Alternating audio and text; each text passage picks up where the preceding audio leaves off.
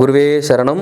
குரு கடாட்சம். அனைவருக்கும் வணக்கம். என்ன விஷயம் அப்படின்னா, ஏற்கனவே நான் கொஞ்ச நாளுக்கு முன்னாடி ஒரு காணொலி நான் பதிவேற்றம் செஞ்சிருந்தேன். என்ன ஆன்மீக கேள்விகளாக இருந்தாலும் சரி, ஆன்மீக சந்தேகங்களாக இருந்தாலும் சரி, என்னிடம் நேரடியாக கேட்கலாம் அப்படின்ற ஒரு காணொலி நான் பதிவேற்றம் செஞ்சிருந்தேன். அப்படி வரப்பட்ட ஒரு நபர் தான் இப்ப நம்ம கூட லைன்ல இருக்காங்க. எனக்கு ஒரு சில ஆன்மீக சந்தேகங்கள் இருக்கு, அது நீங்க கொஞ்சம் தீர்த்து வைக்க முடியுமா, உங்களால முடிஞ்சா சொல்ல முடியுமா அப்படின்னு கேட்டிருக்காங்க. நிச்சயமாக சொல்றோம் அப்படின்னு சொல்லியிருக்கோம். ஆல்ரெடி அவங்க லைன்ல தான் இருக்காங்க. ஹலோ, குருவே சரணம். சொல்லுங்க. குருவே சரணம் குருஜி. குருவே சரணம். சொல்லுங்கம்மா. ஸோ நான் ரொம்ப நாளாக டவுட் கேட்கணும்னு விருப்பப்பட்டுட்டு இருந்தேன். ஸோ நான் ஆஸ்திரேலியாவிலேருந்து கனெக்ட் ஆகிறேன் இப்போ. ஓகே. ஸோ என்னோட முதல் கேள்வி என்ன அப்படின்னா, கர்மாங்கிறது ஒன்று ரியலாகவே இருக்கா குருஜி? கர்மா அப்படின்றது நல்லா ஒரு விஷயத்தை புரிஞ்சுக்கணுமா. கர்மா அப்படின்றது இல்லாமல் இங்கே எந்த ஒரு நகர்வும் எந்த ஒரு செயலுமே நடக்காது. இங்கே நீங்கள் வந்திருக்கிறதும் ஒரு கர்மா தான், நான் வந்திருக்கிறதும் ஒரு கர்மா தான். இங்கே எல்லாமே கர்மா அப்படின்ற ஒரு சுழற்சினால் மட்டும்தான் இங்கே எல்லாமே நடக்குது. இப்படி தான் எல்லாருமே இங்கே பிறப்பெடுத்து வந்திருக்கோம். ஒவ்வொரு செய்கையும் ஒவ்வொரு செயல்களையுமே கர்மா அப்படின்றது இருக்குது. இந்த கர்மம் எப்போ தீருதோ அப்போ தான் உங்களுக்கு உண்டான வாழ்வினுடைய ஒளியே பிரகாசிக்க ஆரம்பிக்கும். இது தெரியாமல் தான் நிறைய பேர் கர்மவினையோட சுழற்சியில் இது கர்மாவா அது கர்மாவா, இல்லை நாம் ஏன் இப்படி துன்பப்பட்டுக்கிட்டு இருக்கோம், நமக்கு ஏன் எப்பயுமே மனசுக்குள்ளே ஒரு கேள்விகள் எழும்பிக்கிட்டே இருக்குது. ஆனால் மற்றவங்கெல்லாம் ஒரு சில பேர் எப்பயுமே ஒரு சில பேர் வாழ்க்கை நல்லா இருக்குது, ஒரு சில பேர் ஹாப்பியாக இருக்காங்க. பட் நமக்கு ஏன் அது கிடைக்க மாட்டேங்குதுன்ற சந்தேகமே உங்களுக்கு எழுந்துக்கிட்டு இருக்கு. ஆனால் பட் உண்மை என்னென்னா, கர்மா அப்படின்றது 1% இல்லை, 1000% கர்மா அப்படின்றது நிஜமாவே இருக்குது. கர்மா இல்லாமல் இங்கே ஒன்றுமே கிடையாது. ஏன்னா இதுதான் சித்தர் சொல்கிறாரு. கேட்குதுங்களா? கேட்குது. கர்மத்தின் வலி குறைய குறைய அருள் ஒளி பெருகும் அப்படின்றாரு. ஸோ அப்படின்னா என்ன? கர்மா குறைய குறைய குறைய நம்மளுடைய வாழ்வினுடைய ஒளி ஒளிர ஆரம்பிக்கும் அப்படிங்கிறாங்க. ஸோ இந்த கர்மாவை கரைக்க தெரியாமையும் இந்த கர்மாவை காலி பண்ண தெரியாமையும் இருக்கிறதுனால தான் பல பேரோட வாழ்க்கையில் இவ்வளோ ஸ்ட்ரகிள் இருக்குது. ஏன் ஒருத்தன் திடீர்னு பணக்காரன் ஆகிறான்ட்டும் தெரியல. அவனை பார்த்து ஒரு சில பேர் பொறாமப்படுறீங்க, ஒரு சில பேர் வயிறு எறிகிறீங்க. ஆனால் அவன் எப்படி அவன் அந்த சூழ்நிலைக்கு கொண்டு போனான், யார் அவனை அந்த இடத்துக்கு நகர்த்தினது அப்படின்ற ஒரு கேள்வி வருது இல்லை. பணக்காரனாக இருக்கவன் திடீர்னு பார்த்தா பிச்சை எடுத்துகிட்டு இருப்பான். அவன் ஏன்டா இப்படி ஆனா அப்படின்னு கேட்டால் பதில் இருக்காது. நீங்கள் என்ன நினச்சிக்கிறீங்கன்னா அது அவனுடைய தவறுதல், அவன் ஏதோ ஒரு மிஸ்டேக் பண்ணியிருக்கான் பிஸ்னஸில் அப்படின்னு நினச்சிக்கிட்டு இருக்கீங்க. கிடையாது. இங்கே எல்லாமே கர்மாவால் தீர்மானிக்கப்படுகின்ற ஒரு விதமான நிகழ்வு. சரிங்களா சொல்கிறது? சொல்லுங்க. இப்போ நான் சின்ன வயசுல இருந்து எங்க அம்மா அப்பா சொல்லி கொடுக்கற விஷயத்த வச்சு நான் வளர்றேன். ஒரு ஏஜ் ஆனதுக்கு அப்புறம் ஃப்ரெண்ட்ஸ் சொல்லி கொடுக்கறத வச்சு நம்ம வளர்றோம். இங்க எதுவுமே நம்ம புதுசா செட் பண்ணிக்கிறது இல்ல குருஜி. கரெக்டா? கண்டிப்பா. அதே மாதிரி நம்மளோட பழக்க வழக்கம் சுற்றுச்சூழலை சுத்தியும் நம்மளது மாறுது. கண்டிப்பா. அப்போ ஒரு பாயிண்ட்ல எனக்குள்ள ஒரு தேடல் ஏற்படும் போது இதுதான் நல்லது இதுதான் கெட்டதுன்னு நான் தெரிஞ்சுக்கிறேன். நான் திரும்பி பார்க்கும்போது நான் செஞ்ச பாஸ்ட் லைஃப்ல இருக்க எல்லாமே கர்மாவா எனக்கு தெரியுது. அப்படி இருக்கும்போது நான் என்ன பண்றது?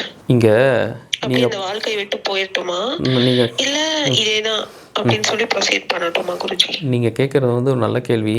என்னன்னா, நீங்கள் முன்னாடியே சொல்லிட்டீங்க கர்மான்னு ஒரு விஷயம் இருக்கா அப்படின்னு நீங்கள் கேட்டுட்டீங்க. கரெக்டா? ரெண்டாவது கேள்வி என்னவா எழும்புது அப்படின்னா, என்னுடைய அம்மா அப்பா இருக்காங்க, அவங்க சொல்கிறதெல்லாம் நான் கேட்டு நான் வளர்ந்து வந்தேன். ஆனால் அதுக்கப்புறம் ஃப்ரெண்ட்ஸு சொல்லி கேட்டு நான் வளர்றேன், அதுக்கப்புறம் சொசைட்டி சொல்கிறத கேட்டு நான் வளர்றேன்னு சொல்கிறீங்கல்ல. அம்மா அப்பா ஒரு நிமிஷம்மா. அம்மா அப்பா ஆல்ரெடி அவங்க ஏந்திக்கிட்டு வந்த கர்மாவும் அவங்க லைஃப்பில் பட்ட ஸ்ட்ரகிளும் அவங்க ஒரு ஃபாலோ பண்ணி ஒரு விஷயத்தில் செயல்பட்டுக்கிட்டு இருப்பாங்க. கரெக்டுங்களா? ஏன்னா அம்மா அப்பாவே திருமணம் அப்படின்ற ஒரு நிகழ்வில் மாட்டி அது ஒரு கர்ம வினையில் சிக்கி அது அதனுடைய இன்பம் துன்பம் மகிழ்ச்சி என்னென்னு செப்பரேட்டாக 2 பேரும் தனித்தனியாக பிரித்து வச்சு கேட்கும் போது தான் தெரியும் அவங்க என்னென்னலாம் ஸ்ட்ரகிள் ஃபேஸ் பண்ணாங்க, அவங்க எப்படி அதில் விருப்பப்பட்டுருக்காங்களா, எப்படி இருக்காங்க அப்படின்ட்டு தனித்தனியாக அந்த ஆன்மாவை பிரித்து வச்சு கேட்கும் போது தான் தெரியும். பெற்றவங்க எப்போவுமே அவங்க படுற துன்பத்தை பிள்ளைகள்கிட்ட காமிக்க மாட்டாங்க. ஆனால் 2 ஆன்மாக்களுக்குமே இன்பம் துன்பம் அப்படின்ற விஷயம் இருக்குது. அந்த கர்மாவினால தான் 2 பேருமே திருமணமாகி அந்த இடத்துல மாட்டிக்கிட்டு இருக்காங்க. இப்போ அவங்க கர்மாவில் தான் தோன்றுனாங்க அப்படின்னும் போது அப்போ நீங்களும் அந்த கர்மாவிலேருந்து தானே வந்திருக்கீங்க, நானும் அந்த கர்மாவிலேருந்து தானே வந்திருக்கேன்.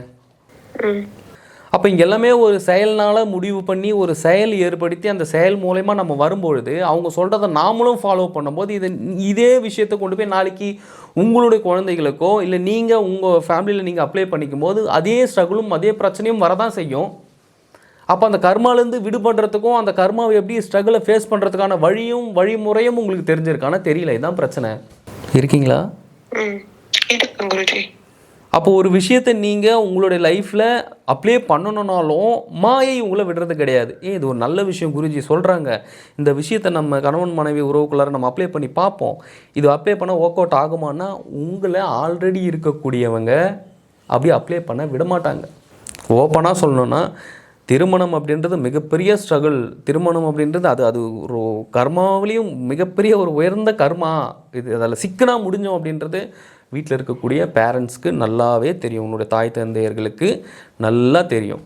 ஆனால் தெரிஞ்சு கொண்டு போய் தள்ளுறாங்க அப்படின்னா உண்மையாகவே உங்களுக்கு கல்யாணம் பண்ணி வைக்கணும், உங்களுக்கு உண்டான காம தேவைகளும் உங்களுக்கு உண்டான மன தேவைகளும் எல்லாமே பூர்த்தி ஆகணும் அப்படின்ட்டு கொண்டு போய் உங்களை கல்யாணம் பண்ணுறாங்களா, இல்லை ஊரில் யாருமே அவங்கள தப்பாக பேசிடக்கூடாது, எப்போ உன் பொண்ணுக்கு கல்யாணம் பண்ணிட்டியா, எப்போ அவன் பையனுக்கு கல்யாணம் பண்ணிட்டியா அப்படின்னு ஊரில் இருக்கிறவங்க மற்றவங்க இவங்கள ஏசக்கூடாது, மற்றவங்க கேட்கக்கூடாது, அந்தளவுக்கு நம்ம வச்சுக்கூடாது அப்படின்றதுனால கொண்டு போய் உங்களுக்கு திருமணத்தில் தள்ளுறாங்களா? கரெக்டாக சொல்லுங்கள். உங்களுடைய தேவைகளுக்காக திருமணம் செஞ்சாங்களா, இல்லை அவங்கள ஊரில் யாருமே தவறுதலாக தப்பாக பேசிடக்கூடாது அப்படின்ற ஒரு நோக்கத்துக்காண்டி வீட்டில் இருக்கிற அம்மா அப்பா உங்களுக்கு கல்யாணம் பண்ணி வச்சாங்களா? இதுக்கு மட்டும் உண்மையை சொல்லுங்கள். அந்த கேள்விக்கு பதிலே தெரியல குருஜி. கேள்வியே பதிலே தெரியல. எல்லாருக்கும் தெரியும் அதுக்குண்டான பதில் என்னென்னா, இவங்க என்ன பேசிடுவாங்க, என்னப்பா இன்னும் வயசு பிள்ளை இன்னும் கல்யாணம் பண்ணாமல் வீட்டில் வச்சுருக்கே, என்னப்பா வயசு பையன் இன்னும் கல்யாணம் பண்ணாமல் நீ வீட்டிலே வச்சுருக்கே அப்படின்னு சொல்லிட்டு மற்றவங்க அவங்கள கேட்கக்கூடாது அப்படின்றதுக்காண்டி முடிஞ்சால் இந்த மாடை ஒழிச்சு கட்டுறீங்கன்னு கொண்டு போய் தள்ளி விட்டுறாங்க மற்ற லைஃப்பில். இப்படி கொண்டு போய் தள்ளி விட்டுட்டாங்கன்னா அந்த பொண்ணு போகிற இடத்துலையும் மகிழ்ச்சியாக இருக்க போகிறதில்ல, அந்த பையனும் மகிழ்ச்சியாக இருக்க போகிறதில்ல. அப்போ ரெண்டு பேருக்குமே, ஒரு ஆணுக்கும் பெண்ணுக்கும் அந்த இடத்துல ஒரு மகிழ்ச்சி அப்படின்றதே தடைப்படுது, ரெண்டு பேருக்குமே இல்லற வாழ்க்கையை கசக்குது அப்படின்னும் போது அப்போ ரெண்டு பேருமே இஷ்டப்பட்டு அந்த செயலை செஞ்சுருக்காங்களா, இல்லை மற்றவங்களோட கர்ம வினைகளால் உங்களை அந்த இடத்துல தள்ளியிருக்காங்களா அப்படின்ற ஒரு கேள்வி எழும்புதில்ல? அதுக்கு பதில் இருக்கா? சொல்லுங்கம்மா. ஏன்னா இப்போ பொண்ணு பார்க்குறாங்க, மாப்பிள்ளையை பார்க்குறாங்க, மாப்பிள்ளையை பார்த்தோன்னேம்மா அவனுக்கு பிடிச்சிருக்கா அப்படின்ட்டு கூட கேட்குறதில்ல. ஆமாம் தானே? கடைக்கு போகிற ஒரு 10 ரோஸ் இருக்குது, கலர் கலராக வச்சுருக்காங்க, அதில் ஏதோ ஒரு ரோஸை கொண்டு வந்துடுறேன் அதானே? இதே அந்த இடத்துல ஒரு 1,00,000 ரோஸ் இருந்து இந்த ஏதாச்சும் 1,00,000 ரோஸில் ஒன்று எடுன்னா நீ ஒரு வாரம் அங்கேயே தேடிட்டு இருப்பியா, தேடிட்டு இருக்க மாட்டியா உனக்கு பிடிச்ச ரோஸை? அப்போ உனக்கு ஆப்ஷனே இங்கே கம்மியாக தானே கொடுக்குறாங்க. 10 ரோஸை கொடுத்து இதில் 10ல் 1 எடு அப்படின்ற மாதிரி தான் அந்த ஒரு பையன் வந்து மாப்பிள்ளை பொண்ணு ஃபோட்டோ பார்க்குறதும் பொண்ணு மாப்பிள்ளை ஃபோட்டோ பார்க்குறதும் இப்படி தான் இங்கே அமையுது. அப்போ இது கர்மா இல்லாமல் என்னன்றீங்க? இந்த உலகத்துல இருக்க எல்லாருமே அப்படிதானே குருஜி அவங்க வாழ்ந்துட்டு இருக்காங்க. அந்த சூழ்நிலை தான் இங்க தவறுங்கிறோம், அந்த சூழ்நிலை தான் இங்க தவறுன்னு சொல்றோம். இங்க மனசை சொல்ற பேச்சை கேட்டு மனம் பின்னாடி போய் ஒரு சில செய்கைகளையும் ஒரு சில விஷயங்களையும் செஞ்சிட்றீங்க. எதுக்கு அப்படின்னா மனம் நல்லா இருக்கணும், அதுக்கு தான் திருமண பொருத்தம். திருமணம்னா என்ன? உங்கள் 2 பேருடைய மனம் அப்படின்றத தாண்டி இன்னொரு மனம் இருக்குது, அதுதான் இறைவனோட மனம். இந்த மும்மனமும் ஒன்றா சேரும்போது தான் இல்லற வாழ்க்கை சுகப்படுது. இந்த ஒரு விஷயம் தெரியாமல் சம்மந்தமே இல்லாத சாவியை கொண்டு போயிட்டு சம்மந்தமே இல்லாத ஒரு பூட்டில் விட்டால் என்ன ஆகும்? என்ன தான் ஜாதக பொருத்தம் பார்த்தாலும், என்ன தான் மற்ற விஷயங்களை நீங்கள் பார்த்தாலுமே ஒரு சில விஷயங்கள் வந்து வாழ்க்கைக்கு ஒத்து வராது, செட் ஆகாது. கணவன் மனைவி நல்லா வெளியே வேணால் நடிப்பாங்க, நல்லா ஹாப்பியாக இருக்கிற மாதிரி. ஆனால் கொண்டு போய் வீட்டில் போனால் தான் தெரியும், ஒன்று பையன் பொண்ணுக்கு அடிமையாக இருப்பான், ஏன்னா பொண்ணு பையனுக்கு அடிமையாக இருக்கும். அப்போ 2 பேருமே எப்போ இந்த இரு விஷயங்களையும் கடந்த ஒரு நிலையில் இருக்கிறது, எப்போ அவங்க சிவம் சக்தியாக இருக்கிறது? அப்போ அந்த இடத்துல என்ன மிஸ் ஆகுது? இன்பமாக இருக்கணும்னு சொல்லிட்டு தானே திருமண வாழ்க்கையில் போகிறது. அப்புறம் ஏன் திருமண வாழ்க்கை கசக்குது?